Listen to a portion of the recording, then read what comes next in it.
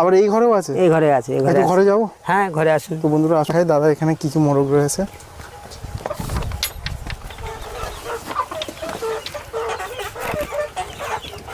এদের বয়স কত দাদা এই বাচ্চাগুলো? এদের 3 মাস করে বয়স হয়েছে।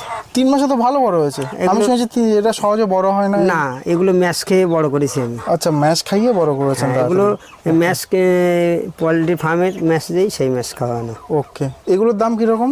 এগুলো ওই ছোট বাচ্চা, এগুলো মিনিমাম এখন 1,500 টাকা দাম আছে। 1,500 টাকা করে দাম আছে 3 মাসের বাচ্চার? হ্যাঁ। আর এই বাচ্চা দাদা একটু দেখি। বাচ্চাগুলো আছে। এখন এর মধ্যে পক্স এসছে বলে আমি এখন বাচ্চা তুলবো না। এই জন্য এই দেশি বাচ্চাগুলো যেগুলো তোলা আছে, মানে এদের মধ্যে পক্স নেই, গ্রামে পক্স এসছে নাকি? না, এগুলো আছে, পক্স আছে এদের মধ্যে পক্স আছে। আমি অস্ট্রেলিয়া মুরগি পুষি, কিন্তু এটা এখন পুষবো না, এখন 1-2 মাস একটু গ্যাপ রাখবেন। আচ্ছা, এই বেরিয়ে যাচ্ছে না তো? না।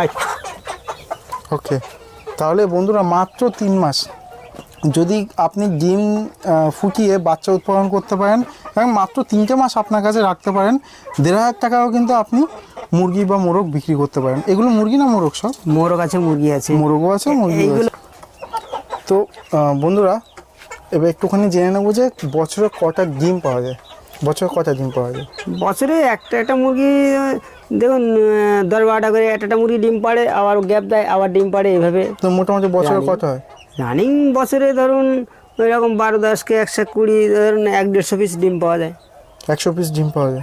তাহলে 100 পিস ডিম থেকে মোটামুটি 80টা বাচ্চা তো যদি আমি ব্রুডিং করি, মানে করি, আমি সব বাচ্চা তুলি না, এর একটা সময় দিতে হয়, মানে গ্যাপ দিতে হয়। এই যে ডিমের বাচ্চাগুলো তুলে নিলাম, নিয়ে এর মা আবার ডিম পারলে আবার এর থেকে আবার বাচ্চা তুলবো।